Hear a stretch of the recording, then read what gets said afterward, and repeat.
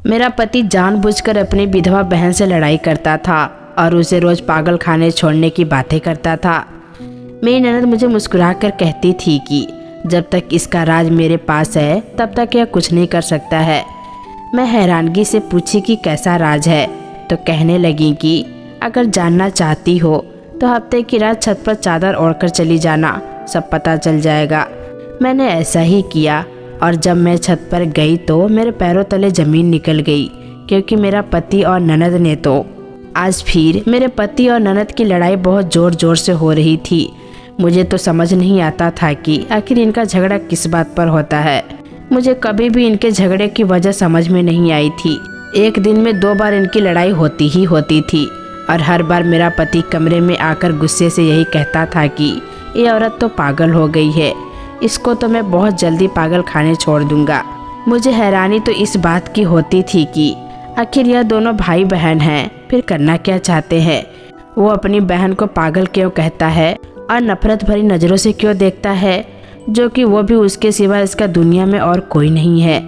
मेरी ननद विधवा हो चुकी थी और ज़्यादातर वो हमेशा हमारे साथ ही रहती थी, लेकिन शायद मेरे पति को यह पसंद नहीं था कि वो यहाँ पर हमारे साथ रहती है, इसीलिए आए दिन उन दोनों की लड़ाई होती रहती थी।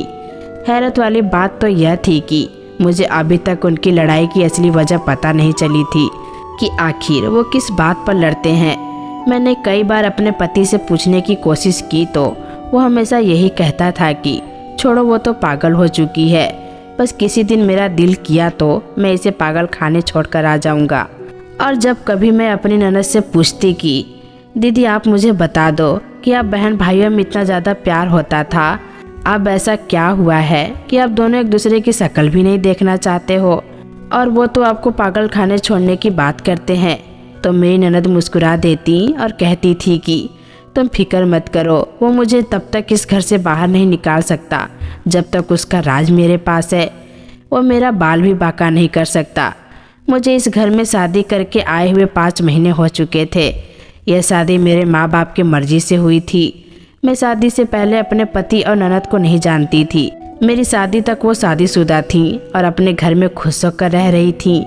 मेरे माँ बाप ने भी यह सोचकर शादी कर दी थी कि घर पर लड़का अकेला है और हमारी बेटी खुश रहेगी। मेरी मंगनी हो गई और फिर बहुत ही जल्दी मेरी शादी कर दी गई थी। शादी को अभी 3 महीने ही बीते थे कि मेरे ननद के सर पर दुख का पहाड़ टूट पड़ा था। उसका पति इस दुनिया को छोड़कर चला गया था और वो हमेशा के लिए विधवा होकर हमारे घर पर आ गई थी। शुरू में तो सब ठीक ठाक चल रहा था, लेकिन फिर धीरे धीरे मैंने नोट करना शुरू किया कि दोनों बहन भाइयों के बीच में नफरत बढ़ती जा रही है और उनमें छोटे छोटे लड़ाइयाँ शुरू हो गई है।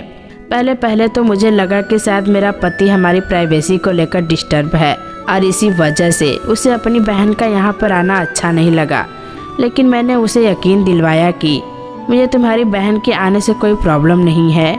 वैसे भी वो जवान थी, हो सकता था कि कुछ टाइम बाद हम उसकी दूसरी शादी कर देते। अगर वो हमेशा के लिए भी यहाँ रहती तो मुझे कोई भी उससे प्रॉब्लम नहीं थी और यह बात मैंने साफ तौर पर अपने पति को बता दी थी। हालांकि मेरी माँ ने तो मुझे बहुत कुछ कहा था कि अगर तुम्हारे पति और तुम्हारे ननद के बीच में कोई झगड़ा हो रहे हो तो तुम इन झगड़े को बढ़ावा दो और इन बहन भाइयों के बीच में नफरत पैदा कर दो और उनके बीच रिश्ते कभी सही मत होने देना, ताकि वो बहुत जल्दी तुम्हारी ननद को इस घर से रुखसत कर दे। लेकिन मैं ऐसा नहीं चाहती थी, इसीलिए मैंने वो किया जो मुझे अच्छा लगा। मेरा ननद के साथ बहुत अच्छा रिश्ता था जो मैं हरगिज भी खराब नहीं करना चाहती थी। वो मुझे बहनों की तरह ही प्यारी थी, लेकिन दूसरी तरफ मुझे पति का रवैया बिल्कुल भी समझ में नहीं आता था। उसकी बहन की फिक्र उसे होनी चाहिए थी, लेकिन वो तो ऐसे भूल गया था कि उसकी कोई बहन भी है। जानबूझकर उसे लड़ाई के बहाने तलाश करता और फिर कमरे में आकर मुझे यही कहता कि अब तो मैं उसे पागल खाने छोड़कर आ जाऊंगा। लेकिन मेरी ननद के कहने के मुताबिक जब तक उसके पास मेरे पति का राज है तब तक वो कुछ भी नहीं कर सकता था। शायद इसी राज की वजह से ही वो अब तक चुप बैठा था। मेरी आदत ऐसी नहीं थी कि मैं छुपकर उनकी बातें सुनती, वरना तो अब तक शायद मुझे इस राज के बारे में कुछ न कुछ तो पता चल ही जाता। मैंने सब कुछ सुनने से बेहतर समझा कि अपने ननद से ही पूछ लूं, तो वो कहने लगी कि सही और अच्छा मौका आने दो, मैं खुद तुम्हें सब कुछ सच बता दूंगी। दिन यूं ही तरीके से गुजरने लगे थे। मैं अपनी ज़िंदगी में खुश और ठीक थी। सिर्फ मुझे इन भाई बहन की परेशानी होती थी कि इनमें दोबारा से मोहब्बत कायम हो जाए, और इसके लिए मैं अपने तरीके से पूरी कोशिश करती रहती थी। लेकिन इन बहन भाइयों के बीच नफरत पहले से ज़्यादा खराब होते जा रहे थे। परेशान होकर मैंने भी अपने कोशिश को वहीं छोड़ दिया था, क्योंकि अब मेरी तबीयत भी ठीक नहीं रहती थी। मेरी ननद को पता चला कि वो बुआ बनने वाली हैं, तो वो बहुत ज़्यादा खुश हो गई थी, क्योंकि उनका कोई अपना बच्चा नहीं था। तो उसने मेरा बहुत ख्याल रखना शुरू कर दिया था। लेकिन जब मेरे पति को पता चला तो उसने साफ मना कर दिया कि वो मुझे और मेरे होने वाले बच्चे से दूर रहें और अपने काम से काम ही रखा करे, जिसका नतीजा यह निकला कि मुझे अब अपना ख्याल खुद ही रखना पड़ता था और अपने काम भी खुद ही करने पड़ते थे। हमारा घर बहुत बड़ा था और उसके 2 पोर्शन थे। नीचे वाले पोर्शन में हम लोग रहते थे और दूसरे पोर्शन में मेरी ननद रहती थी। मेरे पति के माँ बाप तो पहले ही मर चुके थे, लेकिन उन्होंने अपनी ज़िंदगी में 2 बहन भाइयों के लिए अलग अलग पोर्शन बना दिए थे, ताकि किसी के साथ कोई गलत ना हो। एक दफ़ा ऐसा हुआ कि मैं अपनी माँ के घर पर थी और मैंने इरादा कर लिया था कि मैं काफ़ी दिनों तक अपने माँ के घर पर ही रहूँगी, लेकिन मुझे वहाँ पर सुकून नहीं मिला। तो मैंने सोचा कि अपने घर वापस चली जाती हूँ। इसीलिए मैं अपने पति को बिना बताए उसे सरप्राइज़ देने की नीयत से घर पर आ गई थी। मेरे पोर्शन को ताला लगा हुआ था, इसीलिए मुझे अपने ननद के पोर्शन में आना पड़ा। मैंने जब उसे बताया कि मेरा पति इस वक्त घर पर नहीं है, तो वो हंसते हुए कहने लगी कि वो घर पर ही है, तुमने ज़ोर से दरवाजे पर दस्तक नहीं दी, चलो मैं तुम्हें साथ लेकर चलती हूँ। वो मुझे साथ लेकर आई और ज़ोर ज़ोर से दरवाजे को बजाने लगी।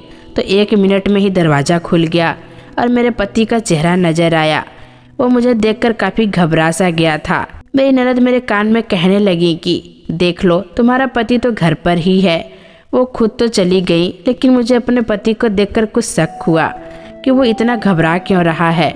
अगर वो घर पर था तो पहले उसने दरवाज़ा क्यों नहीं खोला था। मैंने भी तो दरवाज़ा बहुत बार बजाने की कोशिश करी थी। मैं कमरे में जाने लगी तो मेरे पति ने मुझे अंदर जाने से रोक दिया था और कहने लगा कि अभी घर के अंदर मत आओ। मैंने चौंक कर उसे देखा तो वो बात को संभालते हुए कहने लगा कि अंदर अभी छिपकली है और तुम तो डरती हो ना, तुम दूसरे कमरे में जाकर रेस्ट करो, मैं तब तक कमरे से कीड़ों का सफाया कर देता हूँ। मैं दूसरे कमरे में आ गई, लेकिन न जाने क्यों मेरे दिल को सुकून नहीं मिल रहा था।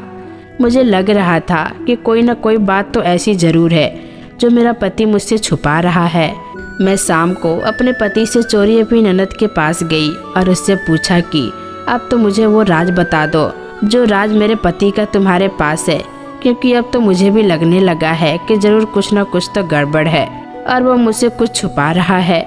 मेरी ननद कहने लगी कि अगर तुम इस राज को जानना चाहती हो तो हफ्ते की रात में चादर ओढ़कर रात को छत पर चली जाना, तुम्हें सारी हकीकत का मालूम हो जाएगा।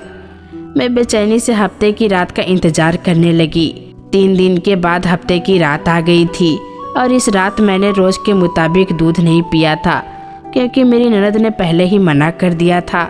आधी रात के वक्त मुझे मेरी ननद का मैसेज आया और उसने मुझे कहा था कि तुम अपने पति का राज जानना चाहती हो तो छत पर चली जाओ।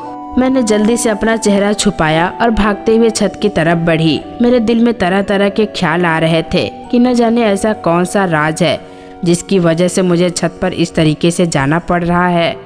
भगवान करे कि सब ठीक हो। मैं छत पर गई तो सामने का मंजर देखकर मेरे रोंगटे खड़े हो गए थे। मैंने कभी सपनों में भी नहीं सोचा था कि मुझे कभी कुछ ऐसा भी देखने को मिलेगा। छत पर तो मेरा पति मौजूद था ही, लेकिन वहाँ पर एक और लड़की मौजूद थी। उससे पहले कि मैं उससे बेकाबू होकर आगे बढ़ती और इन दोनों को रंगे हाथ पकड़ती, किसी ने मुझे बाल से पकड़कर पीछे खींच लिया था। मैंने पीछे मुड़कर देखा तो मेरी ननद पीछे खड़ी थी। मुझे कहने लगी कि अभी यह सही वक्त नहीं है, अभी तुम सिर्फ इन पर नज़रें रखो। मुझे किसी भी हालत में चैन नहीं मिल रहा था। अपने पति को अपनी आंखों के सामने किसी दूसरी लड़की के साथ देखना मेरे लिए बहुत ही बड़ी बात थी और मैं चाहती थी कि मैं इन दोनों को इसी वक्त रंगे हाथ पकड़कर खूब ज़्यादा बेइज्जती करूं, इससे पहले कि मैं अपने इरादे को अंजाम देती। मेरी ननद मुझे बाजू से पकड़कर वापस ले आई थी और कहने लगी कि तुम्हारे पति का दूसरी लड़कियों के साथ चक्कर चलता रहता है और वो अभी तक मेरे सामने इसीलिए दब कर रहता है क्योंकि वो जानता है कि मैं उसके बारे में सब कुछ मालूम कर चुकी हूँ। अगर उसे पता चल गया कि तुम भी उसके बारे में जान चुकी हो तो फिर उसे कोई खौफ नहीं रहेगा। जब तुम्हारा बच्चा पैदा हो जाएगा तो तुम्हारे पति का रवैया तुमसे बदल जाएगा। मैंने उस लड़की का चेहरा देख लिया था और सोच लिया था कि मैं इसके बारे में मालूम करके उसको सबक सिखा कर रहूँगी। उसकी इतनी हिम्मत कैसे हुई कि वो मेरे शादीशुदा पति पर डोरे डाले। मैं अपने कमरे में आकर लेट गई। आधे घंटे के बाद मेरा पति भी आ गया और जब मैंने उससे पूछा कि तुम कहाँ पर थे तो वो घबरा गया और बात टालते हुए कहने लगा कि मेरा दिल घबरा रहा था तो मैं ताज़ी हवा खाने के लिए छत पर चला गया था। उसने मुझे नहीं बताया था। इसका मतलब यह था कि वाकई उसका उस लड़की के साथ चक्कर चल रहा था।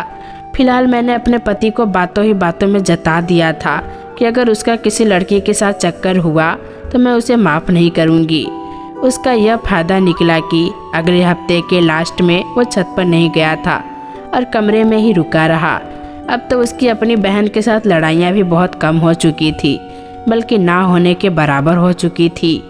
उन दोनों ने काफ़ी टाइम से एक दूसरे से बोलना ही छोड़ रखा था। फिर एक दिन एक हैरत वाला मंजर मुझे देखने को मिला। इन दोनों बहन भाइयों के बीच में न जाने कब और कैसे सुलह हो गई थी। यह बहुत ज़्यादा चौंकाने वाली बात थी। पहले तो एक दूसरे की शक्ल भी देखना नहीं चाहते थे। खैर यह इन दोनों बहन भाइयों की आपस की बात थी और जब मैं कॉल करके अपने मम्मी को इस बारे में बताया तो मम्मी मुझे कहने लगी कि तुम्हें उन पर नज़र रखना चाहिए और तुम्हें पता करना चाहिए कि पहले इन दोनों के बीच में क्या चल रहा था और अब क्या चल रहा है। ऐसा ना हो कि तुम्हारी बेवकूफ़ी में तुम्हारा कोई नुकसान हो जाए। मम्मी की बात में दम था, इसीलिए मैंने इन दोनों पर नज़र रखनी शुरू कर दी थी। कभी कभी मुझे लगता था कि ये दोनों सच में ही सुलह करके एक दूसरे से पिछली बातों को माफ़ करके गले मिल चुके हैं, लेकिन फिर दूसरी तरफ मुझे लगता था कि ये दोनों सिर्फ दिखावा कर रहे हैं, वरना अंदर से यह अभी भी एक दूसरे के खिलाफ और नफरत करते हैं। उसी दिन मुझे बाजार में अपने बच्चों के लिए कुछ ज़रूरी शॉपिंग करनी थी और मेरी ननद घर पर नहीं थी, तो मैं मजबूरी में ही अकेले बाजार चली गई थी और अपनी ननद को फ़ोन कर बहुत बार पूछा कि वो कहाँ पर हैं, तो उन्होंने यही कहा था कि वो किसी ज़रूरी काम से बाहर निकली हुई हैं। लेकिन उसका ज़रूरी काम मुझे बाजार जाकर अच्छी तरह से पता चल गया था। जब मैं उसको और उसके भाई को यानी अपने पति को उस लड़की के साथ देखा जो मुझे अपने पति के साथ छत पर नजर आई थी। वो तीनों एक मॉल में इकट्ठे बैठकर खाना खा रहे थे। मैं भी अपना चेहरा ढककर पीछे वाले टेबल पर जाकर बैठ गई थी ताकि उनकी बातें सुन सकूं।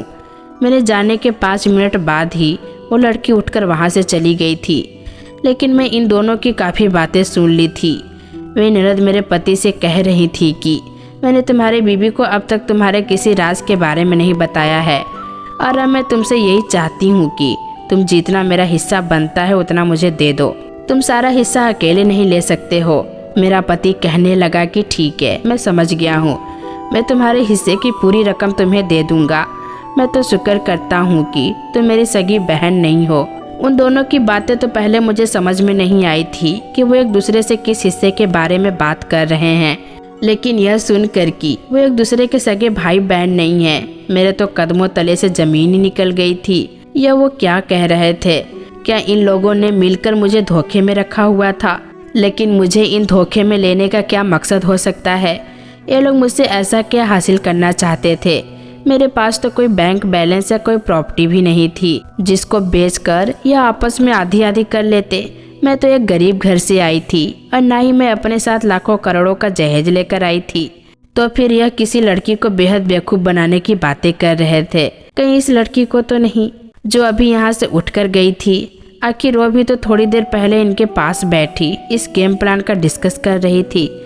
और यह लड़की कौन थी और इन लोगों के साथ क्या कर रही थी और इनका उसके साथ क्या रिश्ता है?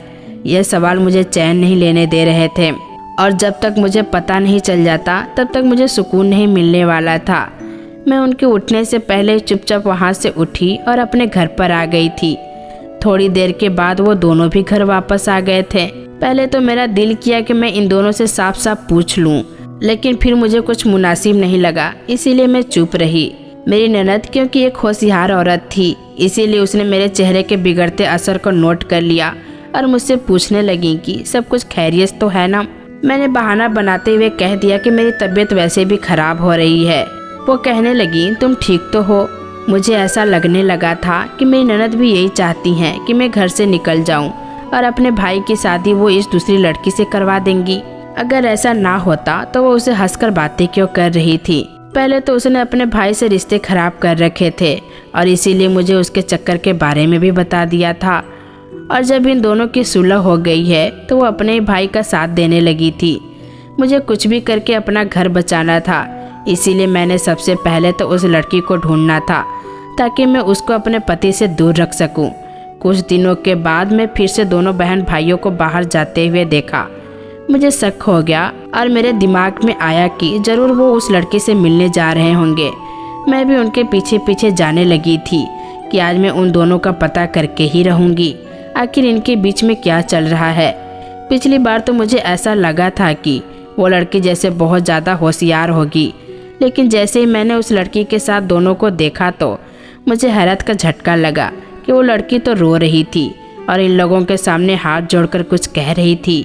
मुझे इतनी दूर से बातों की आवाज़ नहीं आई थी, लेकिन यह मेरे लिए काफ़ी हैरान करने वाली बात थी कि आज वो लड़की इन लोगों के आगे गिड़गिड़ा क्यों रही है और अपने हाथ क्यों जोड़ रही है। आखिर ऐसी क्या बात थी। मैंने देखा कि मेरी ननद उसको तसल्ली दे रही थी और मेरा पति का मुंह भी ज़्यादा बिगड़ा हुआ था, लेकिन वो लड़की वहाँ से जाने को तैयार नहीं थी। अब मुझे लग रहा था कि उस लड़की का मेरे पति से कोई रिश्ता होगा, या फिर ऐसा भी हो सकता है कि क्या पता मेरे पति ने उस लड़की को धोखा दे दिया है।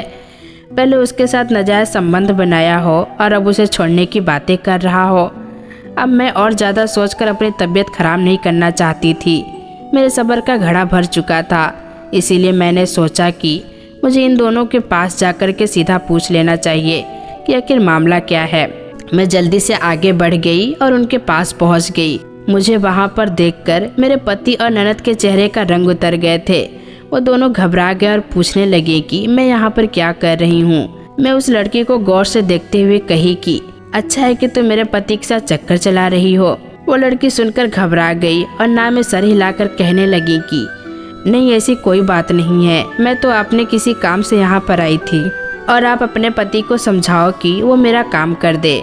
मैंने अपने पति की तरफ देखकर पूछा कि यह क्या कह रही है, कैसा काम है और वो रो क्यों रही है। मेरी ननद मुझे कहने लगी कि तुम छोड़ो सारी बातें, तुम मेरे साथ आओ, हम घर चलते हैं। इस लड़की का मामला भी बाद में देख लेंगे। दोनों मुझसे कुछ छुपा रहे थे, इसीलिए मैंने जाने से साफ इनकार कर दिया। मैंने उस लड़की से कहा कि तुम मुझे सारी बात बताओ, आखिर तुम कौन हो और तुम्हारा मेरे पति के साथ क्या संबंध है। वो लड़की कहने लगी कि मेरा नाम अंजलि है। मेरे माँ बाप बहुत अमीर थे और उन्हें समाज सेवा करने का बहुत ज़्यादा शौक था। मेरी परवरिश भी उन्होंने बहुत अच्छे तरीके से की थी। मैं उनकी शादी के काफ़ी साल बाद पैदा हुई थी और जब तक मैं पैदा नहीं हुई थी उन्होंने अनाथ आश्रम से 2 बच्चे लाकर पाले थे, और वो दोनों कोई और नहीं बल्कि यह जो 2 तुम्हारे सामने बैठे हैं, बल्कि तुम्हारे पति और तुम्हारी ननद बनकर बैठे हुए हैं। ये दोनों ही तो थे। मेरे माँ बाप ने इन दोनों को प्यार देने में कोई कसर नहीं छोड़ी थी और मुझे भी हमेशा यही कहा था कि ये मेरे बहन भाई हैं, और मैंने भी इनको यही समझा था। लेकिन ये दोनों लालची निकले। मेरे अमीर बाप के मरने के बाद काफ़ी सारी प्रॉपर्टी थी जिसको उन्होंने धोखे से हथिया लिया, और हालांकि इन दोनों की बेटी होने के खातिर मेरा हक बनता था कि मेरा हक मुझे दे दे, लेकिन इन्होंने मेरा हक भी मार लिया और मैं उनके घर के चक्कर काट रही हूँ। मुझे बताते हुए भी शर्म आ रही है कि ये मेरा भाई है। एक दिन इसने मेरा हक देने के लिए मुझे घर पर बुलाया और रात को मुझे छत पर ले गया और मेरे साथ ऐसा किया कि मेरी तस्वीर खींच लिया और मुझे ब्लैकमेल कर रहा है। अगर मैं इससे अपना हक मांगती हूँ तो मेरा तस्वीरें सोशल मीडिया पर डाल देगा और मुझे बदनाम कर देगा। कहने को तो मेरा भाई है, ऐसे मेरे साथ इतना बुरा किया है। मेरे माँ बाप ने इन दोनों को बहुत ही प्यार से पाला था। अब यह मेरी तस्वीर भी वापस नहीं कर रहा है, न ही मेरा हक दे रहा है।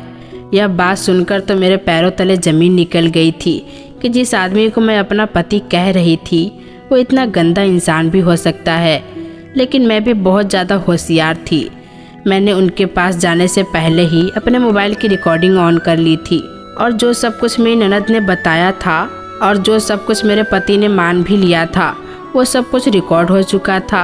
और मैंने उस टाइम अपने पति को कुछ भी नहीं बताया और अपनी ननद को यह कहकर वहाँ से भगा दिया कि तुम मेरे पति पर झूठा इल्ज़ाम लगा रही हो, तुम कोई उसकी बहन नहीं हो। और मैंने उसे धक्के देकर वहाँ से भेज दिया।